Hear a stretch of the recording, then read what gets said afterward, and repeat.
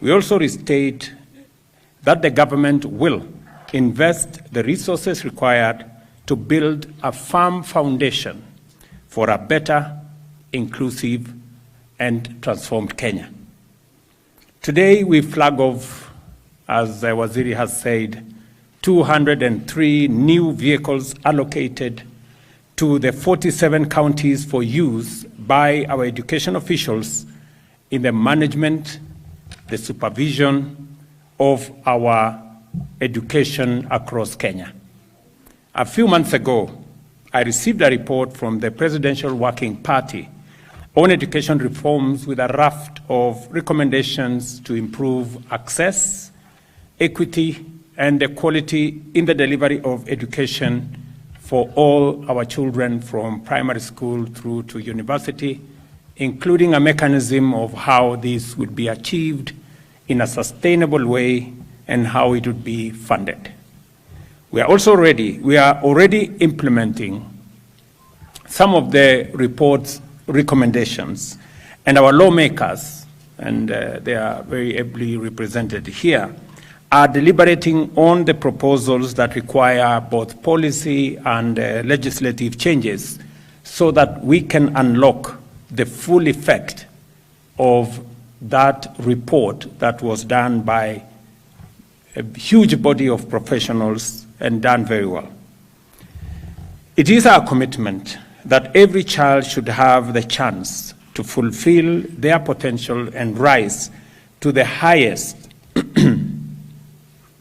level of accomplishment that their intellect, their talent, their knowledge, and determination can allow. This is our duty as parents, as a society, as a government, and as a people. We appreciate that going to school is not enough.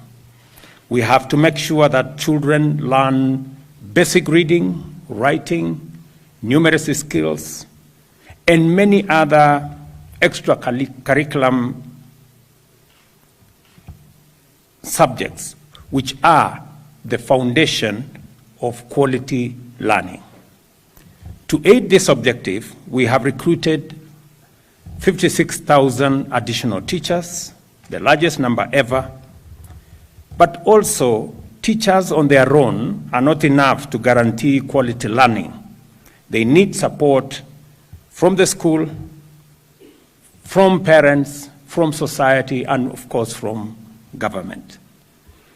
The right learning environment, effective school management, and the provision of appropriate and sufficient reading and learning materials are also crucial, including devices for those students with special needs. To every teacher across the country, I promise our support so that you can do your best as part of our duty to ensure children learn to the expected standard and under the best possible environment and with the best possible facilities. Education officials across the country, too, have a critical role to play in shaping the quality of education in our institutions by ensuring that high standards are kept. Their supervision and inspection, both functions, keep the system running as it was envisaged and as it should. The government relies on the officials to deal with education emergencies.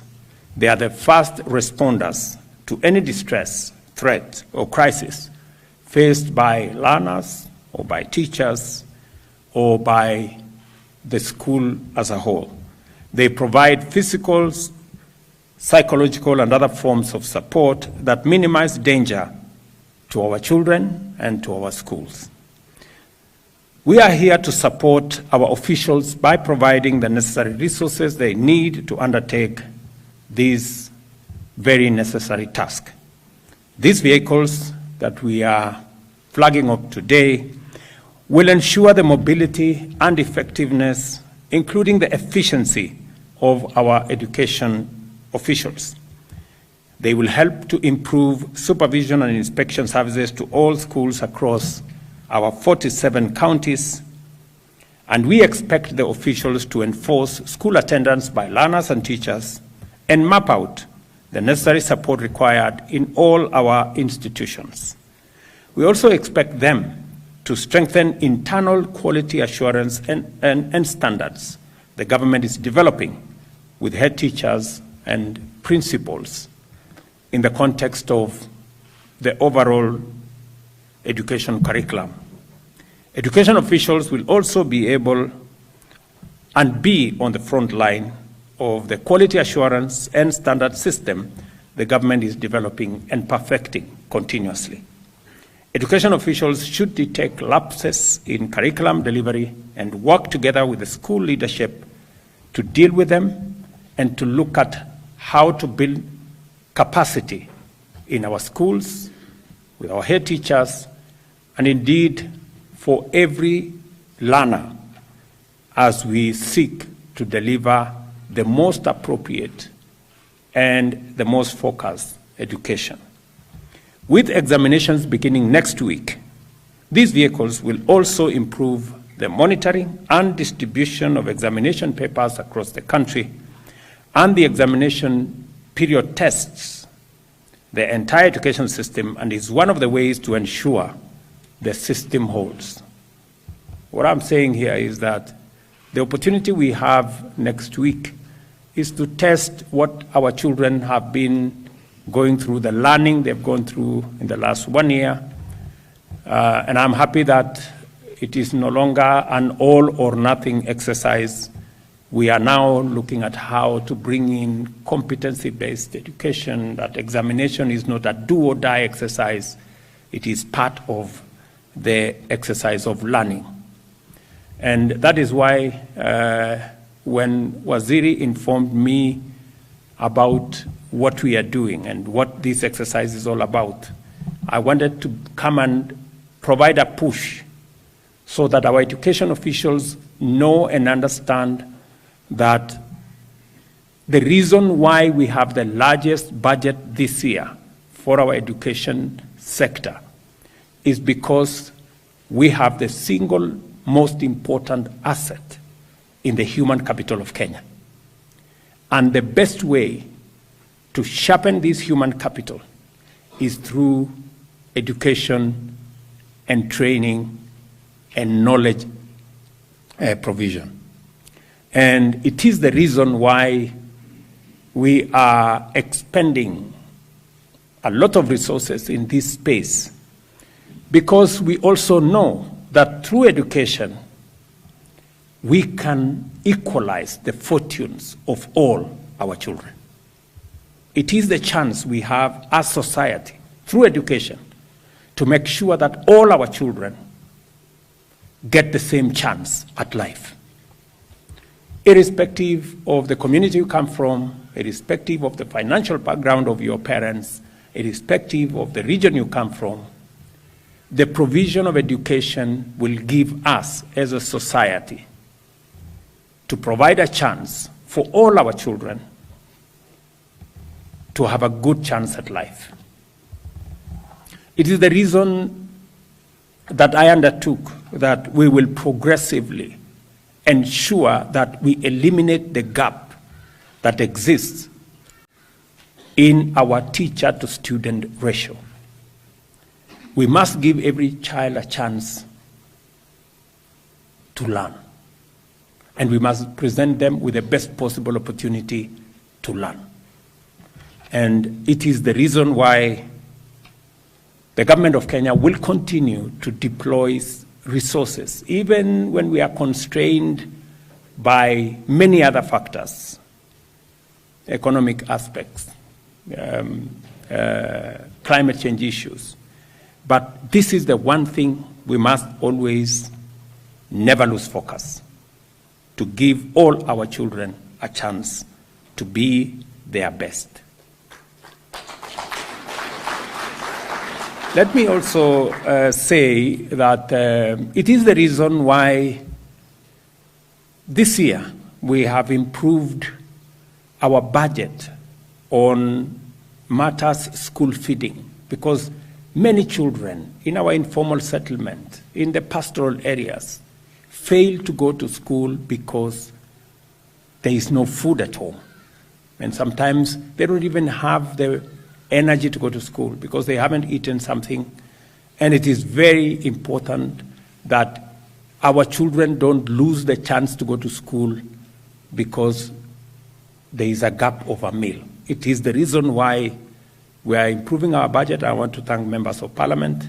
When I made the proposal to increase the budget on school feeding from about 1.5 billion to 5.5 billion, parliament approved, knowing very well that these are our children. This year, hopefully, we will improve the number of kids that will benefit from school feeding. If all the counties were to come on board, we would actually take it to 8 million kids who will get a meal in school.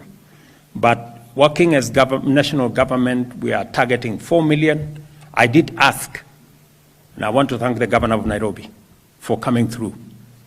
I did ask that any county government that puts a shilling in school feeding program, we are going to match that shilling with another shilling so that we can make food accessible to the children who need it to be in school. And you have seen the statistics because we've gone through these numbers.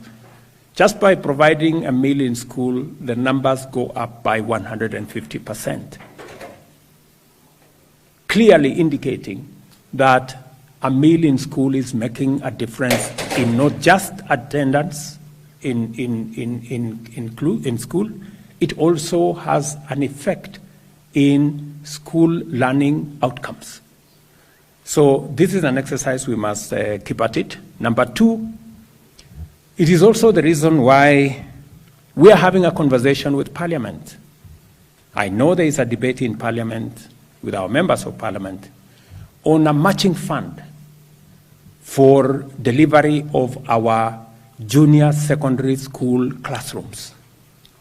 I want to persuade our members of Parliament that to be able to provide sufficient infrastructure for all our children, we are making resources available as national government to match the national government constituency development fund so that we can provide sufficient number of classrooms for all our children to transition from primary school to junior secondary to the next level and on their way to either our TVETs or to our universities.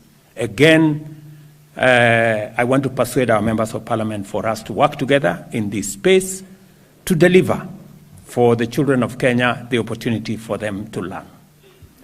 And number three, on the same subject of education, when I came to Kasarani, when I came to Roysambu earlier this year, with Governor Sakaja and the MPs from this county, on the school feeding program, it became obvious that there are still too many children in Nairobi who are not going to school because there are no adequate classrooms. 209 schools in Nairobi is actually half the schools I used to have when I was a member of Parliament in Eldoret North. Yeah, I used to have close to 130 schools. Now you have, and that is for one constituency. Now you have in Nairobi 200 schools for 17 constituencies with 4.5 million people. There is something fundamentally wrong in the city of Nairobi. And it is the reason why I undertook that we are going to build an extra 5,000 classrooms in Nairobi County. And I'm happy I'm saying this in the presence of the county government and the members of Parliament from Nairobi. When I made that commitment, we had already done the budget process. I want to tell the Nairobi County, especially members of Parliament and the county government, that in the supplementary that I am sending to Parliament this week, probably tomorrow or Monday, I have committed R1 billion shillings for Nairobi County as part of my commitment to start the building of the 3,500 classrooms that I undertook that the national government is going to build in Nairobi County. I want to ask members of Parliament from Nairobi County to work with the Ministry of Education on a joint program, because we are going to make this, we are not going to procure ourselves for the construction of the classrooms. We want to work with the CDF to do that, so that becomes easy to deliver. So please, members of Parliament from Nairobi, too many of our children in our informal settlements in Nairobi are not going to school because there are no adequate number of classrooms. Let us work together. I'm going to make a provision of R1 billion shillings this year, R1 billion shillings next year, and R1 billion shillings the following year, so that we can complete the construction of the 3,500 from the national government. And Sakaja has given me his undertaking that he will do the 500 schools this year, 500 next year, 500 the coming year, so that we complete the 5,000 classrooms for Nairobi County in 3 years. It would be a very big shame if the capital city of Kenya has kids who are not going to school. You know, it would be something that is unbelievable. Not that those not in the capital should not go to school. In fact, the surprising thing is that there are more kids going to school in the rural parts of Kenya than there are in the city of Nairobi. You know, what a paradox. So we need to work that out, and I am happy that we have a program. Please, CS Machogu, call the members of Parliament from Nairobi next week, sit down with them, let us see how we can get Nairobi learning, get all our kids in Nairobi, irrespective of where they live, to go to school. And we are going to find, with the members of Parliament, where to build these schools and where to make sure that where we build these extra classrooms in the various places, whether it's even in some of the primary schools. We can work with the county to make sure that that happens. Let me also say that our children with special needs, and I was informed by the director of this place that when you say children with special needs, it doesn't mean only those who are disabled, even those who are too clever. I'm told they are also, they have, they need some special learning. So, and he has requested me 2 things, that we need to manufacture more devices to support the children with special needs. And I quite agree that we're still importing many of the basic devices. And we have decided as a country that what we can produce in Kenya, we should use the human capital we have, the resources we have, the raw materials we have to produce them in Kenya. And I agree that this is one area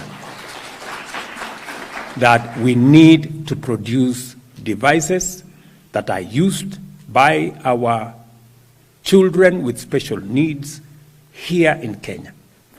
They already have a piece of land, he tells me, in Mavoko. I will make sure that that land is secured. I'm told there are some people hanging around there. I will deal with them. So we will secure the land. I will send the National Youth Service next week to secure the land. And I want to ask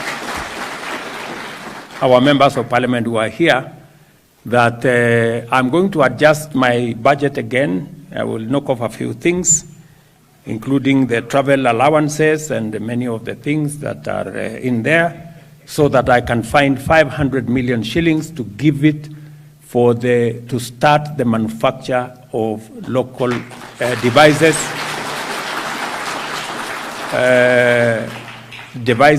that will assist in learning by our children with special needs.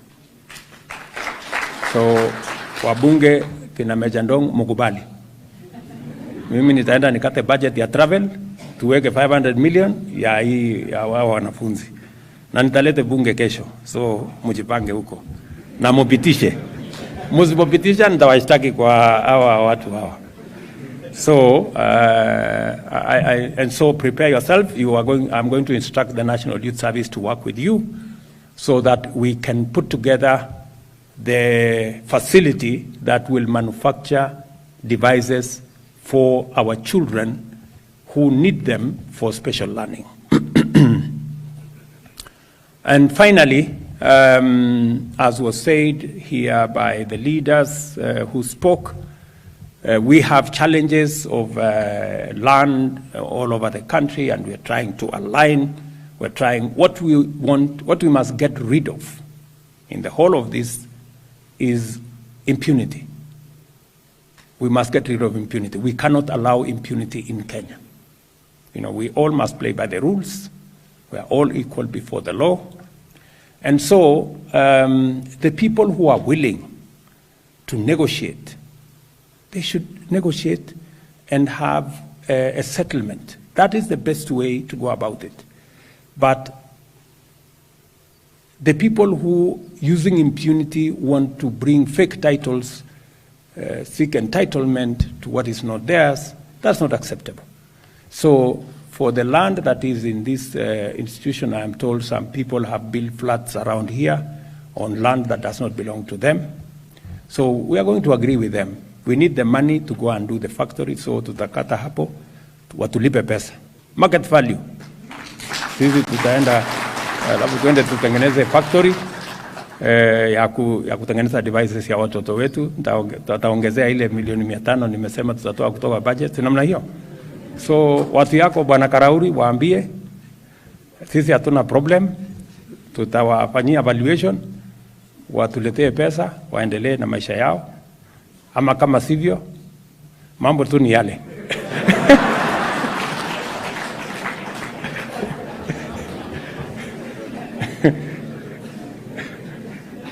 Si hapo tulikubaliana sisi wote. Hapo tulikubaliana. So and so it is to so I think even on the subject that was raised by Sakaja, the county government, the national government should facilitate a process of settlement in a way that is acceptable to the owners of the land and those who are occupying. If they are willing to pay, we should go that direction so that we can create more harmony and be able to take this forward. Let me also say that as we move this process forward, I am acutely aware that there are many children who are at home because their parents have no means to care for them. They are disabled in one way or another. And I agree that our community health promoters, now that they will have 100 households to look after, they should also look for all the children who today have no access to any medical attention, any attention of any sort, and bring them forward so that we can find a mechanism of assisting these children with special needs, children with disabilities, who today their parents have no capacity to support them.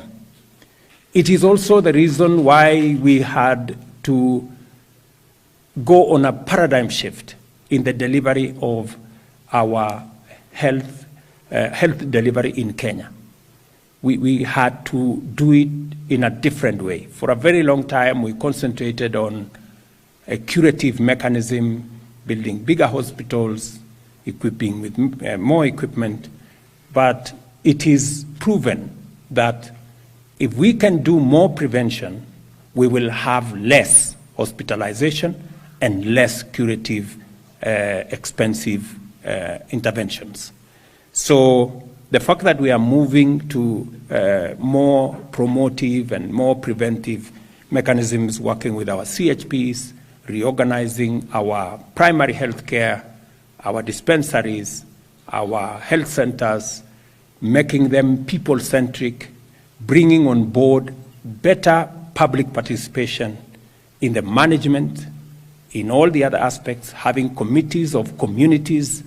Communities must begin to appreciate that the dispensary next door, the health center next door is your facility, and you need to participate in making sure that it is run well, and we have provided a mechanism under the new law where the public will participate more in making sure that their facilities are working.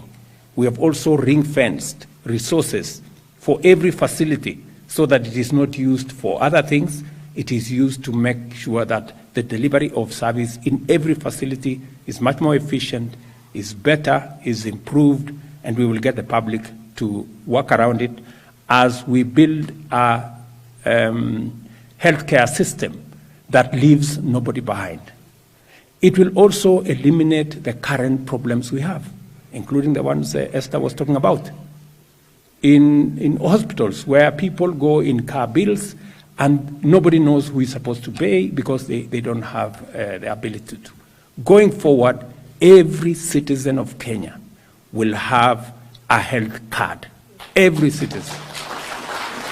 So going forward, there will be nobody who will be detained in any hospital because we have made provision for every category of treatment at the primary level, at the referral level, and referral goes all the way up to the chronic, the emergencies. We've thought out the whole process so that nobody gets detained again as is happening at the moment in any hospital, because we will have made the right decisions. And it is my intention to make sure that we sort out this challenge that has been with us for many years. And this time round, I think we have it in the right place. And I want to thank again Parliament. They passed all the laws in record time. We now have a framework. I'm going to be forwarding to Parliament the regulations in another month or so to make sure that we have the complete policy and legislative ecosystem to make sure that we deliver on this matter of health. Meanwhile, I will look at what to do so that nobody spends Christmas in hospital. I thank all of you who've been part of this momentous occasion and expect that this